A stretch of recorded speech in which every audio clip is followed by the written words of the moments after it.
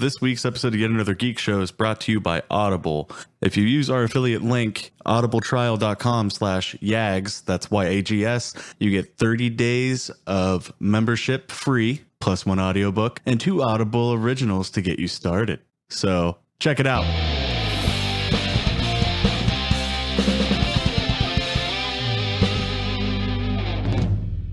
Hello and welcome back to Yet Another Geek Show. I'm your host, Alex Ecker. I'm your host, Dalton Munnell. And I'm your other host, Nosh Rear. Welcome back for the first time, Nosh. Thank you. Filling in for Josh, who is missing today. Yeah. Yeah. What have you been watching, Nosh? I like to play with spoons. I eat paste. Learned that from my cousin, Josh Keir. All right. Well, thanks for the excellent opinions, Nosh.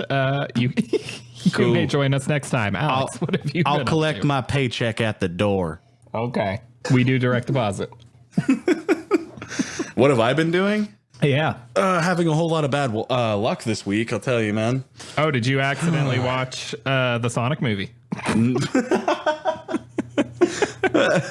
No. Didn't know that was out yet. No, I over the weekend I was like, all right, sweet. I have some ideas I want to do for the business.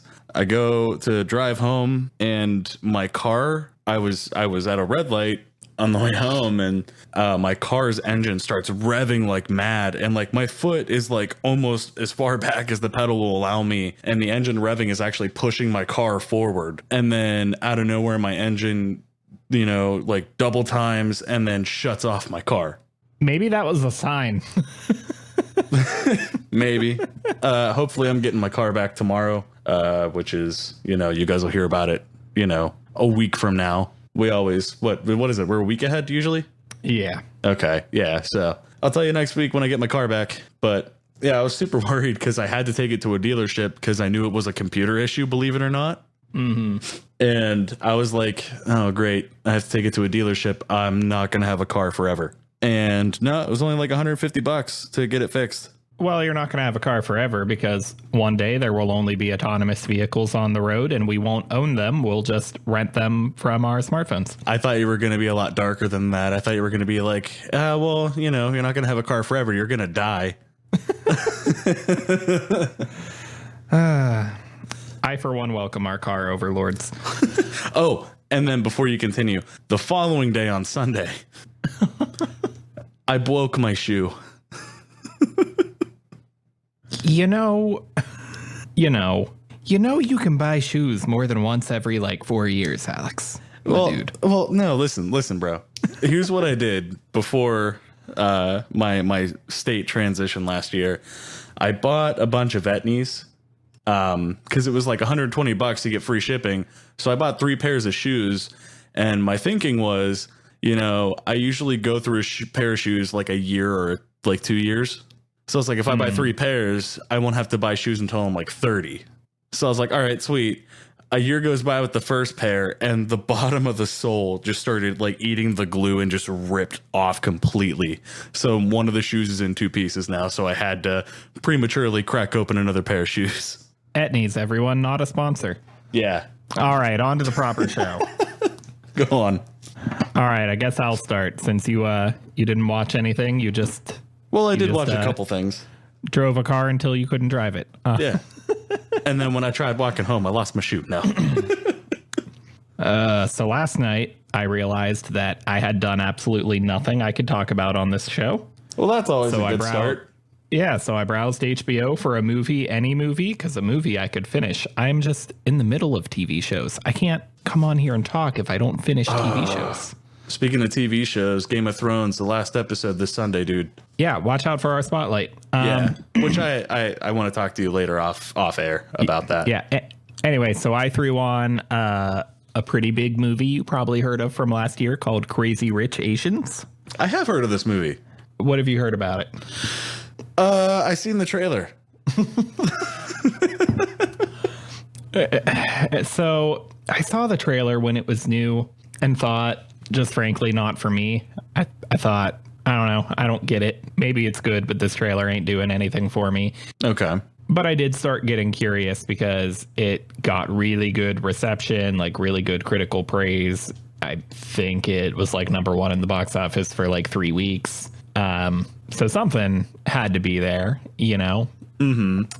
So decided to give it a shot, you know, got to try something that doesn't look like it's for you every once in a while. And basically, it's a rom-com, which I don't automatically hate. I'll give them a shot, and I tend to just be okay with them. I don't love them. I hate them, or don't hate them. The genre is fine. The genre is fine. I'll call them, none are coming to mind, but I'll just call them guilty pleasures. You know, if you put them on, I'll go, yeah, that's all right.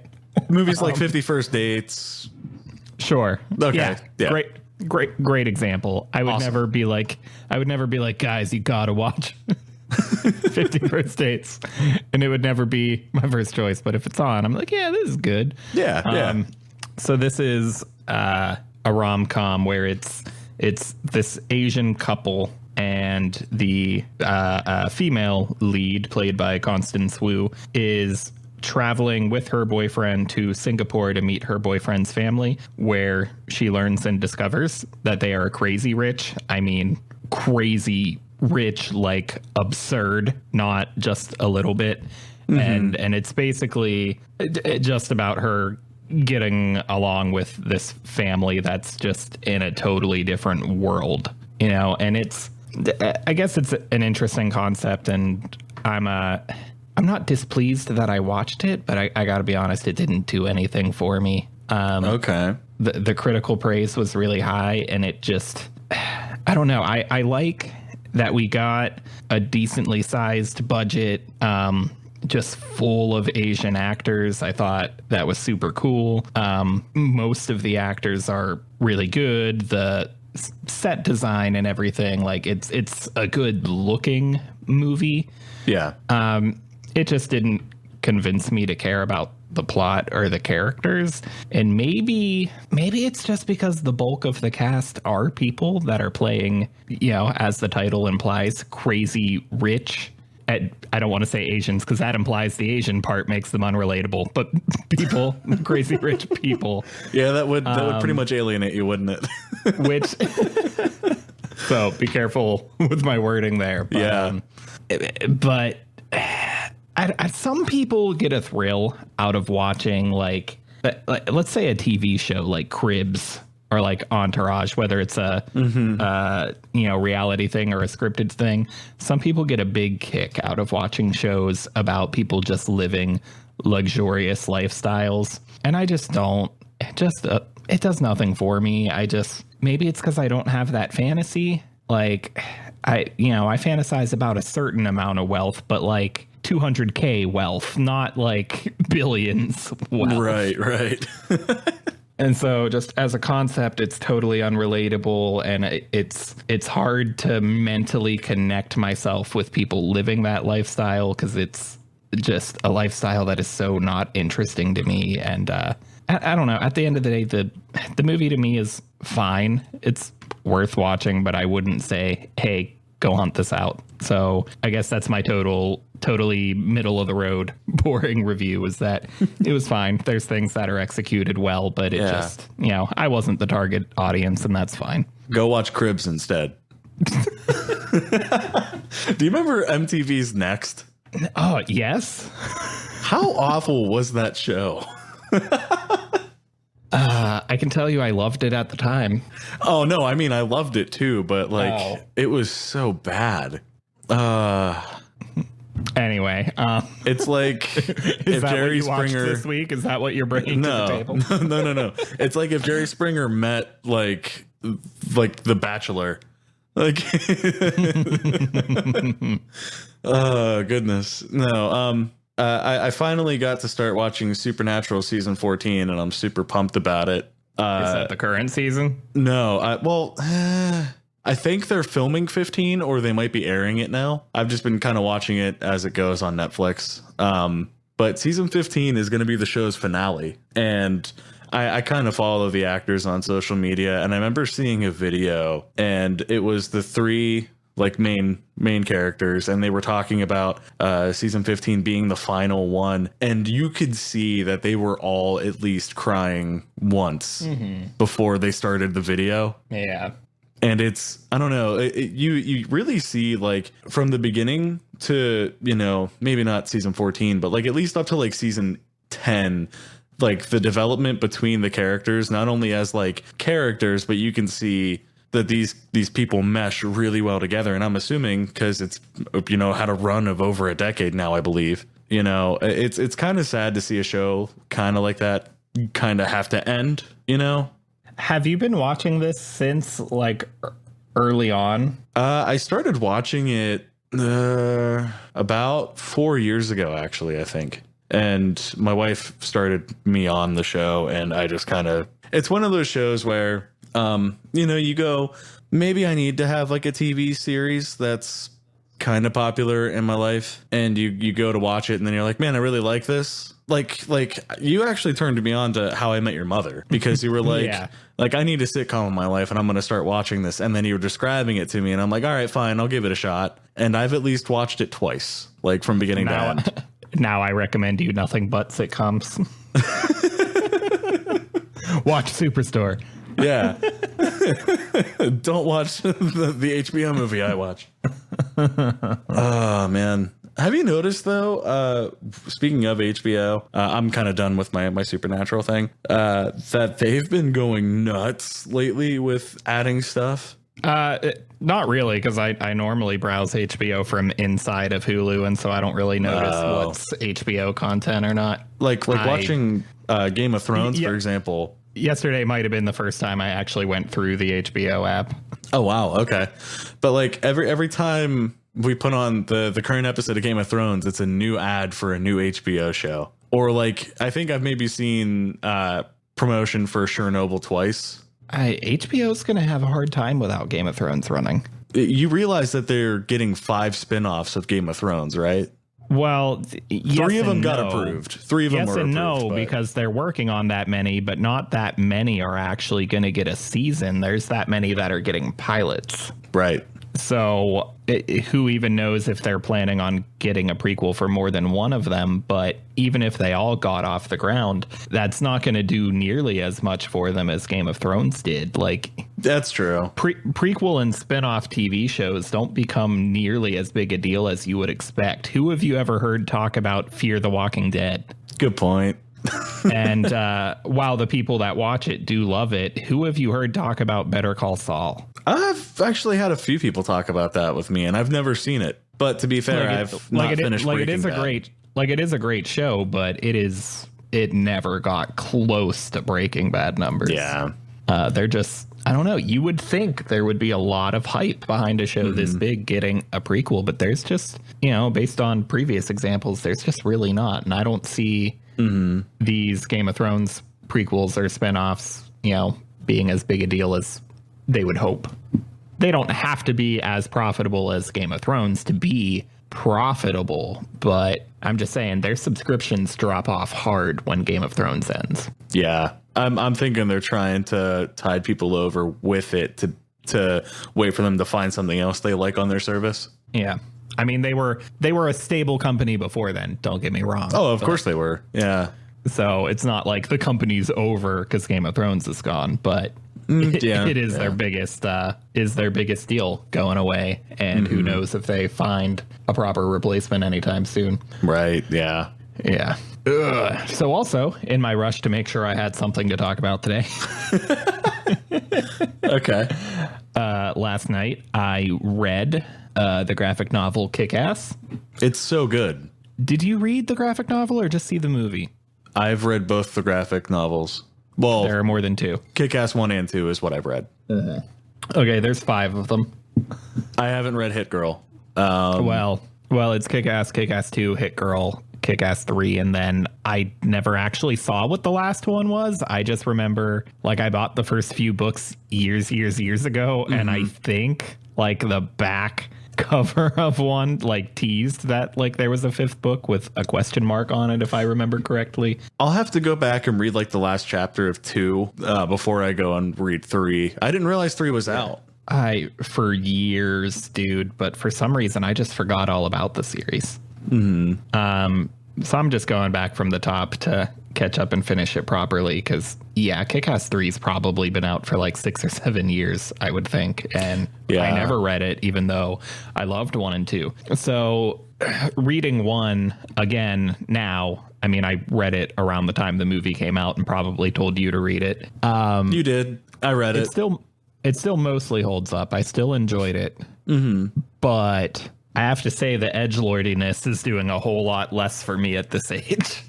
I believe it. Yeah, as soon as you said that, a scene from, I believe, Kick-Ass 2, the comic, popped in my head. And I know which one. Maybe. I guess there's a few it could be, but so if anyone's not familiar, I guess kind of the idea of Kick-Ass is that it's about, this is kind of a trope at this point, isn't it? Kick-Ass isn't the only big example anymore, but the idea is starting in a world with no superheroes, no superpowers at all, and then just one nerdy kid saying, screw it, I'm gonna put on a costume and be a hero, and that's that. It is a really tropey thing now, especially from the author himself, Mark Millar. He really likes to do stories that are, let's be in the new normal, regular world, and then suddenly thing. Kingsman is another great example. Oh, hey, it's totally the normal world, except he wrote that Spy Society. Yeah, same guy. Oh, no shit. Okay. He also wrote the comic book Civil War. Okay. Yeah. Around the time this came out and I read it, I was a really big fan of Mark Millar's. Now I would say he's still decent, but somewhat of a try-hard. Like, there are examples that are more hardcore than Kick-Ass of going way too try-hard for me. But in any case, this particular story, Kick-Ass, works better in the movie. But I still enjoy it here in this comic. I do have to say the movies did a good job, but I don't know, man. I really like the art style. I do really enjoy the story, even though it's sitting on the razor's edge. I don't know. Maybe Kick-Ass 3 grew up a little bit. Yeah. So shout out to the artist, John Romita Jr., who is a really big deal and doesn't need an introduction if you read comic books. But I do love the art in it. But I guess to point out to the audience, I just gave the idea, teenage boy decides to be a hero, but didn't point out, the edgelordiness, which really just comes down to, at least in this first volume, just a really ridiculous level of gore that doesn't really serve the story at all. And it kind of detracts a bit, not because I think gore is bad or I'm queasy about it or anything, but it made it less grounded. They're trying to go for a world that's realistic to some extent and then saying, but hey, what if a few people put on costumes in this totally normal world? But then the main hero gets his ass beat to oblivion and just breaks so many bones, and there's just so much. I don't know. It stretches belief having this much gore and treating it like it's no big deal, I guess. Yeah. And the movie has less gore and is also funnier than the comic. Yeah, I'll say that for sure. And I just, even though it could get away with having more gore because it is less serious, it still just, it doesn't use it because it doesn't need it. And I don't know, the tone just works out better for me and more consistent. That said, I did still really enjoy this comic coming back to it, but at the time I used to call it 5 out of 5 stars and called it one of my favorites. And this time around, I'm like, maybe 7 or 8 out of 10, not 10 out of 10. Yeah, no, it's a very good story. Yeah, it's still compelling shit. Don't get me wrong. But if this concept sounds intriguing to you at all, and the movie's a better place to start. Yeah, as far as the action goes, the movies are really like the action scenes are better conveyed in the movies, but I think the story is better conveyed in the comics. Would you agree with that? Because I mean, be honest, the movies did take some liberal changes. Well, so the movie was Which I don't made hate. before the comic was done. Mark Millar is really big on selling movie rights to everything he ever makes. And then those movies getting made before he's done. His comics are almost just spec scripts to get his shit greenlit for movies. Mm-hmm. He's almost more of a film script writer than a comic book writer at this point. I think Netflix bought the rights to adapt a ton of his stuff, and like he already does get a ton of his stuff adapted between Kingsman and Kick-Ass and Wanted. And maybe it's a little different when it's a Marvel thing, but Civil War and a lot of like Phase 1 Avengers stuff pulls inspiration from his comic, The Ultimates, which is an alternate universe origin story of the Avengers that are called The Ultimates in that universe. And yeah, apparently Netflix is looking to do a lot of his stuff, which is cool. It works for me. Yeah, absolutely. What else you got? Well, that being said, everything about his content, Netflix and all that. I do have a good question for you. Oh boy. I know that at least in Kick-Ass 2, some changes were made from the comic book to the movie adaptation. Okay, well, hold on. Before you go any further, I'm definitely going to read and watch these movies in the next week or two. So let's save Kick-Ass 2 specific stuff for that. Okay, fair enough. Yeah. Okay. So that said, what else you got? Oh, shit. Did I say I broke my shoe? You did. Oh, boy. Did you break the other one? In rage, maybe. I looked at my other shoe. I was like, damn it. Threw it and it fell apart too. No. So today when I got home from work to make sure we had something to talk about today. Alex, have you noticed I haven't done a VR game of the week in maybe a month? Oh, no. Are you about to unload like 50 VR games? No, just one.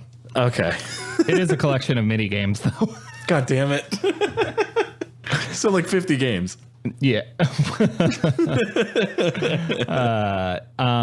Yeah, so that hasn't been done for a while because I was in the middle of moving. And as of yesterday, I finally have an area for VR set back up in my home. And so here's the return of VR Game of the Week. And in order to rush out something to talk about, I cheated. And instead of, playing up a real game and putting a few hours into it, I spent less than an hour in Valve's The Lab, which was the original tech demo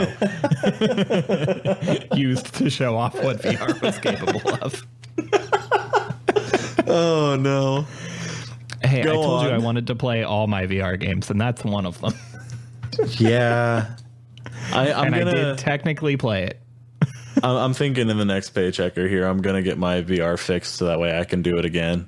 You need to, because we have multiplayer VR games we weren't able to play before you upgraded your stuff. I know. Speaking of which, Josh isn't here, but he upgraded. But now she's here. We said Josh, Posh. Anyway. Damn it. Okay, so he did get his parts and everything. He ordered them. I don't know if they're in yet, but hopefully he'll talk to us about that next week. So can I address an elephant in the podcast that we've had? Oh God. Okay. Did he get a better mic yet? I think you almost spit out your water. I heard a weird noise when you exhaled. That was water. Okay. Not to my knowledge. If you think Josh should buy a new mic, leave us comments on iTunes and rate us well despite the audio. And give us money. Yeah. And change our diapers. Damn it. So The Lab. Okay, go on. So you've played it, right? You have a VR headset. You better have played it. I better have made you play it. You just reminded me of that one video. The guy's just like, I'm a normal guy. I'm a swell guy. But then I get a little bit of sugar in me. And I go a little cuckoo, a little wacky. You ever see that? Yeah. Okay. That's enough of that. Damn it. I did. Okay. Yeah. Okay. The lab. So this, like I said, it's a glorified tech demo that was there at the release of the Vive to show off what VR could do. And it's, I have to recommend it because it's free and it's good. Why wouldn't I? But it's not something that I don't know if it would sell somebody on VR at this point, because the thing is it's not a proper complete game, and VR is still to this day really struggling with that, getting games that you'll put a noteworthy amount of time into. Just the lab is still not that. But I looked at it as it's not one simple short individual little tech demo. Like there's the Blue, where it's literally just a VR short film where you're underwater on a wrecked ship and you watch a whale swim by. Yeah. Or there's Space Pirate Trainer, which it isn't technically a tech demo, but it may as well be. It's a simple wave shooting arcade game where you stand in, you have one explicit task and you shoot through waves and then you die and it's over and there's all your content. So it's not quite that, in that there's, I want to say, 8 different things to do that all kind of show off. I almost looked at it more as a tech demo from Valve to developers. Okay. To kind of show off things that can work well. It's kind of like the Wii Sports of VR. Kind of, except it's not even for consumers. Lesser. Yeah. It's even lesser than that, because like Wii Sports, if they sold those individual sports games for $5 a piece, he wouldn't be mad. True. So none of these are proper full games. They're just really tiny experiences, I guess. So like one example is there's 4 like realistic places to be in that are like if I say this word correctly, photogrammetry, something like that. Sounds official enough for me. Where they rebuilt like real 3D areas with like, wow, I'm gonna butcher explaining what this is. It's not video game graphics. It's them texturing and modeling a world based off real things and just doing a really convincing job. So it's like you in a place 3D or pre-rendered graphics almost. But just on like polygons. Yeah, it's real world pictures. Yeah, placed on the geometry. That's what I meant. Yeah, to get like the highest level of detail possible. And it is really convincing and cool. There's plenty of other VR experiences now that are all about this, just standing in a realistic Wasn't there a Titanic one that you made me play? No, because that was a like animated thing. Like those are, it's not photogrammetry. It's not really, well, no, because now I'm thinking of 2 different demos. There are several Titanic VR things. Yeah. And we only played with that one for a few minutes before it started to make us sick because it wasn't running well. I remember that. Anyway, point is, this was a little experience to show off, hey, here's what it's like to try to stand in a real place in VR instead of like a fantasy world. And then there's one experience where it's like magic themed. You're in just like a little hut full of fantasy creatures and potions sitting around. And what's cool there is it shows off like a sense of scale. So there's like little symbols sitting around the room. And when you touch one, you'll shrink down and you'll be standing on top of the symbol and you'll experience being a really tiny creature standing in that spot. And all of a sudden, things that were tiny a second ago are gigantic now. And so, so that's a demonstration of look how cool it is to play with scale in VR. Right. And then there's robot repair. It's, a portal themed thing. Oh no. And it's a bit of a narrative experience. And oh my God, GLaDOS is terrifying at the end of that. I was just going to say, if you're not throwing up by like the first 10 minutes, something has to be terrifying. GLaDOS, well, no, it's not. Let me back up. You're not playing with a portal gun. Damn it. It's just in Aperture Science. I so bad want a Portal VR game. I think there's a fan-made one. We have to find it. Yeah. Editor Dalton from the future? Although, no, now that I think about it, I think a fan-made one exists, but it doesn't actually use portals. It's just puzzles in an Aperture lab. Oh. Yeah, like you said, motion sickness is a huge problem to consider trying to adapt Portal. Yeah. In any case, it's just a short, like, maybe 5, maybe 10-minute narrative experience, and GLaDOS is there at the end of it. And I had never realized, like, again, I'm bringing up the sense of scale, even though it wasn't the point of this demo. But playing the Portal games, it had never registered with me just how big GLaDOS is supposed to be. Oh, I know. I never considered how scary the, like, physical embodiment is. You're not talking the potato, right? No, the potato was not there. In any case, that particular little experience in this thing is really cool. And then I had you play longbow. It was like, you know, it's an archery thing, and there's plenty of archery VR games, but I don't know. This particular one's really charming. Yeah. And I like to go back to it. It would be cool if it was fleshed out into a game of its own. You know, we have to do a Let's Play of Elven Assassin, but like 2-player fighting, because that was a lot of fun when we did that. Oh, I was planning to once you fixed your shit. Cool. Absolutely.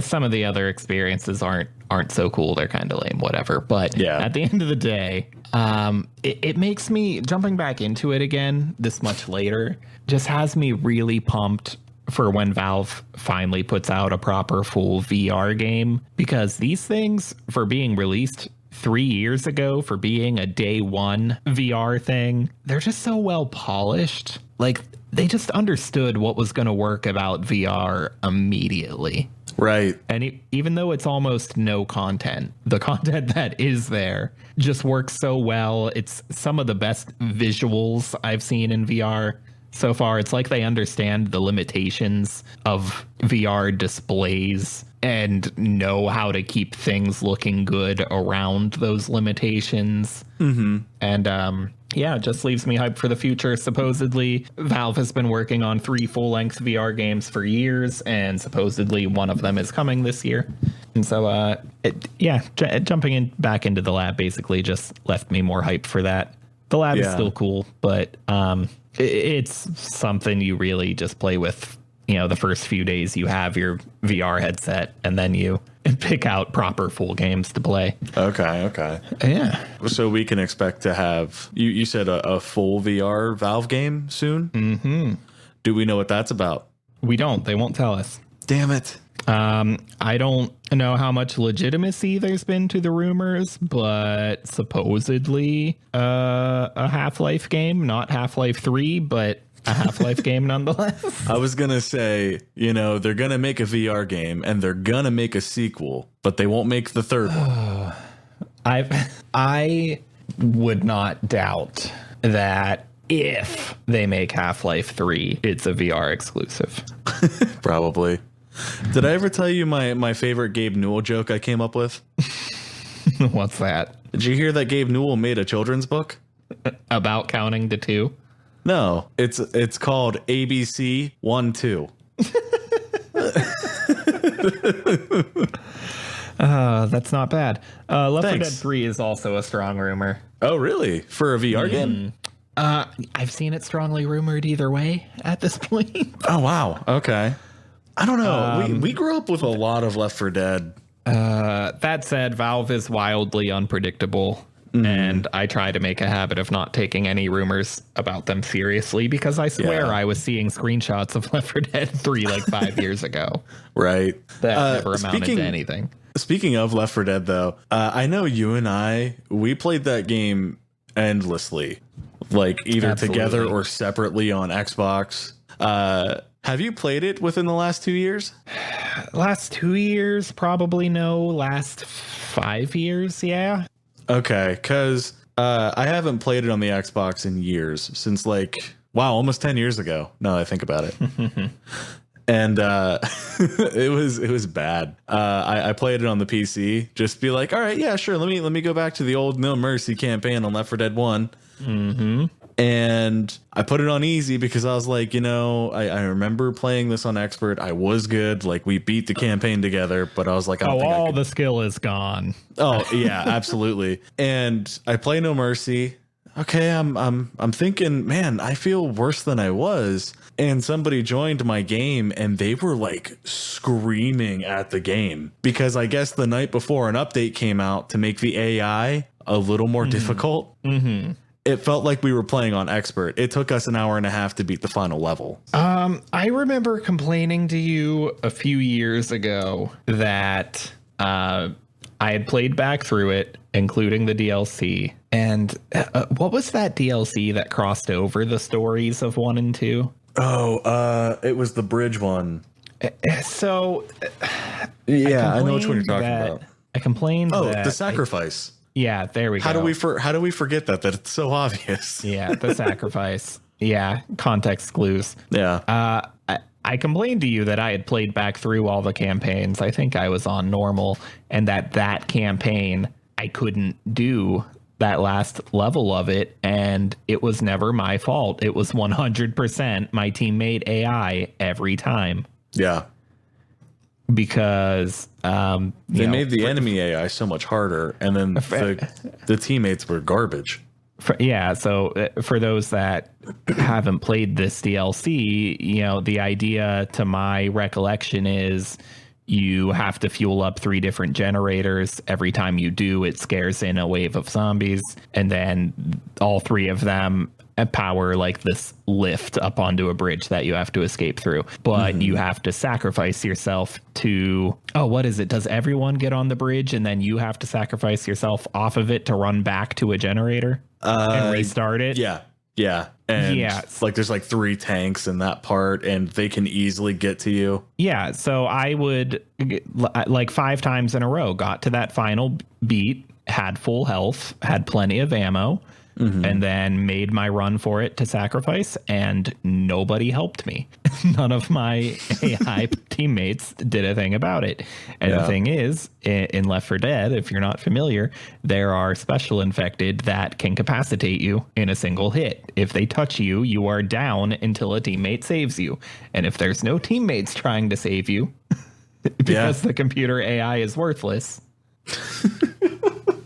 Anyway, point being, I didn't actually finish it. I just felt like I did because whatever. I made it to the last 10 seconds of the game and the game decided to screw me over and over again. Yeah. Oh, goodness. Oh, jeez. The love-hate relationship we had with that game. I still love it, though. We'll jump back into it sometime. I was going to say, we're going to have to let's play it. Absolutely. So let's see. How long have we been recording? 42 minutes. Yeah, I can throw in a topic. So I noticed that neither of us watched Detective Pikachu. Yeah. Well, that's also because I've been kind of broke. Fair enough. But have you been seeing the reception? I've heard only good things so far. It's apparently actually good. Not phenomenal, but what is it on Rotten Tomatoes? Is it like a 70? You're the one that follows reviews. I just go and see the movies. Oh, there we go. It's got a 64%, so not incredible, but just good enough. But I'm assuming that that's heavily skewed based on how much you liked the franchise in the first place. Yeah. I'm assuming a lot of people that aren't fans, don't care about games, don't care about Pokemon. I assume a lot of those people are being harsher on it. And I'm a lot of people that care about them are being more lenient on it. So I'm assuming that, for me, it's closer to like an 80 than a 64, right? Like I'm assuming I'll really like it. But that rating is low enough that I don't feel any urgency to go see it. I might wait until it's at home now. I don't know that I need to see it in theaters because at this point here's the thing is I expect it to be good. I expect to like it, but I don't care about spoilers for it though. I want to see it in theaters. Like, I'm sure it benefits from the theaters, but I guess I'm just saying I'm not in a hurry. Like I've seen spoilers and they were spoilers I predicted and I just didn't care at all. I mean, dude, you got to look at it this way. If I want to see it more in the theaters more than you have way more of an attachment to Pokemon than I do. Sure. maybe we should see it in theaters. Maybe. I'm just saying I expect it to be pretty good, not phenomenal. But my point in bringing this up is to say that this is a good video game movie. Yeah. Are you kidding me? Super Mario Bros. Back in the day was so good. Oh, geez. So I guess let's discuss. Wow. While I'm on Rotten Tomatoes, I just clicked on a list of all the video game movies that they have, and Detective Pikachu is the only one they have listed that is fresh, not rotten. Wow. The next closest call was the new Tomb Raider at 52%. Oof. So what year did that Super Mario movie come out? Wasn't that like 89? Something like that. Yeah. 80s. Yeah. Late 80s. So why have video game movies had such a bad streak? I honestly think it's because they gain a lot of popularity and people tend to see it, but not a lot of them want to check the source material. Or better yet, I have a couple theories on this. That's one of them. You know, I'm not sure I understood what you said there, though. They see that there's a lot of attention on something. When you say they, you mean the filmmakers, the producers? Yeah. Or, okay, you know, whoever decides that this is going to be a movie. Yeah. They see the rights are up to make a movie out of it. They want to make a movie on it to get the money. They realize that it's a really cool idea, but then execution is not so good, either because they're not big fans of what they're trying to create, or they just don't want to pay attention to the source material. So it just generally seems like they're not coming from a place of sincerity. Right. And then it's just a name slapped on a product. Yeah. Generally speaking, because I know that the Warcraft movie was made by someone that was actually passionate about it. Mm-hmm. I feel like the people behind Assassin's Creed actually tried. It wasn't a terrible movie, but if you took the Assassin's Creed name off of it, it could have been any generic sci-fi movie. To me, it was a terrible movie, but I actually liked the Prince of Persia movie from Disney. I haven't seen it in years. That one's higher rated than most at number 8 on Rotten Tomatoes list at 37%. I remember seeing it in the theaters 9 years ago and thinking, Yeah, but I don't know if I would still think today, or if I would be more critical and hate it, because I was a lot easier to please then. Right. Now here's my other theory behind. There are a handful that have gotten close. Yeah. I think there's a good movie hidden somewhere in Prince of Persia, and hidden somewhere in Assassin's Creed, and maybe hidden somewhere in the first couple Resident Evil movies that didn't quite come out. Yeah. But my second theory about video game movies not doing so well is because you're not controlling what happens. Okay, this is what I was hoping to get at. Okay, cool. Because you take a game, for example, like Assassin's Creed, where it's just below being a first-person sandbox game. Mm-hmm. For one, you oversaturate the market. You know, it seems like a new game comes out every 6 fucking months. Like the games used to be really good, and then they were like, "No, let's just throw like 50 out at one time, and you know, let's make sure that the code screws up so that way you can't walk right, and you'll like fall through shit." You know, well, the games are still really good. It's just they happen to also be buggy and come out way too often. Well, yeah, that's what I'm getting at. But like, there's so much content in each individual game. What do you pick from each individual game? You know what I mean? Okay, so you're getting at the difficulty of adapting a story that... Sorry, I ranted for a minute. Of adapting a story that was meant for a game in the first place, especially one where it's many, many stories and you kind of have to pick and choose. You can't cover the whole thing. Right. Or you create an entirely new story using the gimmick. I guess a big one is like BioShock has a story that I would have to ruin the plot of it to explain why, but it has a story that absolutely does not work in any other medium except video games. And of course, any video game is full of stuff that's just not going to translate. Like I'm playing Breath of the Wild, and most of the fun is just my random exploration. Like, hey, can I get up on that hill?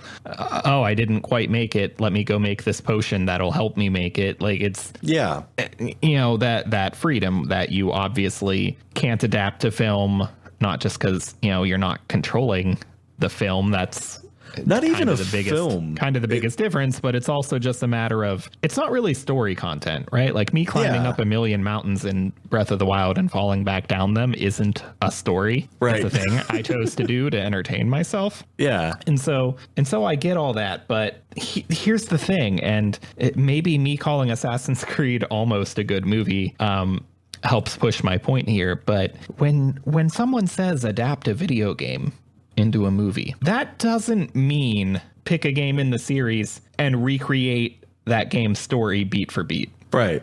If one of the first things that happens in an Assassin's Creed game is this is the hook and this is the blade, if someone challenges you to race them up a building, like that's not a plot point. Or the fact that you're going to climb 50,000 buildings in the process of beating Assassin's Creed 2 doesn't mean you need to see 50,000 buildings be climbed in a movie. It's not a recreation of your gameplay. We don't need to see, Ezio opening a million chests. Right. Or exploring however many Templar layers. Or picking up all the bodies that throw them in a water. Yeah, if they're not story elements, then they're not story elements, and you don't need to translate them. But more importantly, Assassin's Creed, the movie did what I suggested up front they should do, which is take advantage of that universe, not that particular story. Right. And that's why I think the movie did okay. Like, it's better than it could have been.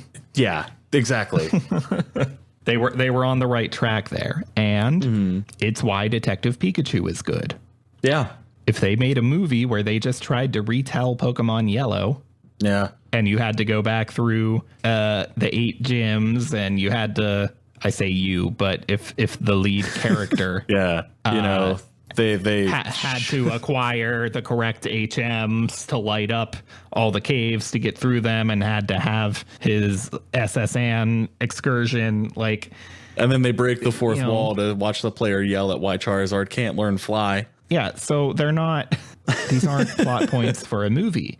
Yeah. But maybe I'm contradicting myself now because I know that Detective Pikachu is a game and I don't know how much of it came from that game. But it's, as far as I'm aware, it's just, here's a Pokemon movie. Yeah, enjoy the universe that we can tell you. Yeah, we're not just going to recreate these games. Right. And at one point in time, Guillermo del Toro very nearly did a BioShock movie. He was weeks away from shooting, and then The Watchmen came out, and it was a big budget rated R movie that flopped and didn't make any money, and then the studio canceled his BioShock movie weeks before shooting. Which sucks because I think that it would work really well. You can use that universe. You can't retell the story of the first BioShock game, but you can use that universe. And man, Rapture would be something to see, and Guillermo del Toro is the man to do it. And I hope and I assume that he was smart enough to not just retell that story. Yeah. You can even pull characters out of it. Like, decide that Andrew Ryan's a main character, but that the player character protagonist is not. Yeah, that's what you do. Just take the universe, do something different with it. The Assassin's Creed movie not only didn't recreate any of the games, but it was canon to the games. Oh, I didn't know that. At least that's what they were saying before it was released. Whether the games have done anything to acknowledge it, I don't know. I don't pay close enough attention to all the little buried story clues you find in those games. But at least before it came out, they were saying, yeah, this is canon to those games. It's an addition to them. It's not a remake of any of them. Yeah. And that's the thing to do. And so which is what makes me nervous about the Uncharted movie. Well, they're probably not trying to recreate those games, though, judging by Tom Holland being Nathan Drake. Right, but you're using the main character who obviously had, I'm a treasure hunter, let me find shit. Conflict happens. Yeah. Something spooky, yeah, well, So Uncharted, it's a good point. Uncharted doesn't really have a world outside of your protagonist. Same thing with Tomb Raider. The appeal there is Nathan Drake. And yeah, Tomb Raider, the appeal is Lara Croft. The appeal of Pokemon is not red or blue. Right. So I guess my point in bringing up this topic and rambling about it, even though neither of us have seen Detective Pikachu, is to disagree with the comment I keep seeing for years now that, oh, you can't adapt a video game to a good movie because video games are just something different. I disagree completely because you don't get it. If I say make a Halo movie, please, that doesn't mean tell me the story of Halo. It means use that universe. Right. We don't need to follow the chief. And even if you did write a new story with them, you can probably make it work. Potentially, yeah. I don't have to. I don't have to see every single mission of every single Halo game be recreated. I need maybe key moments if you want to use Master Chief. Right. And I need things that help develop that character in between. It's yeah. I don't feel like it's that hard. I feel like it's just really uncommon that we actually put talented people behind a video game adaptation. Right. The people that were behind Assassin's Creed were talented and they had the right idea of how to adapt a game. Where they screwed up for me was getting the balance completely wrong between showing us scenes in the present and scenes in the past. But they were on the right track. They almost had it. Detective Pikachu just now did the right thing as well, obviously. And we can keep getting good video game movies if they keep putting talented people on them. Yeah. Or, you know, maybe the people who made the fucking games. So, like, let's say Borderlands. Borderlands has a movie coming. That's a good universe. Yeah. And what you do is you use that universe. You don't touch the characters we already saw. You don't recreate those stories. Just use that universe. It's a cool world with enough other stuff to delve into. However, the producer of that movie, I don't know if there's been any updated news since I heard the movie announced years ago, but the only piece of information that came with the announcement was that the producer is Avi Arad. So they chose not to put someone talented behind it, and now that movie's going to suck, but it didn't have to. Right. Just give it to someone good and don't try to do the game story beat for beat. It's not that hard. People make good movies all the time. It doesn't have to be bad just because your starting place was a pre-existing world from a video game. Exactly. Same thing with like jumping from movies to TV. Netflix's Castlevania. They took characters. Brilliant. Like, for example, they name characters from the games.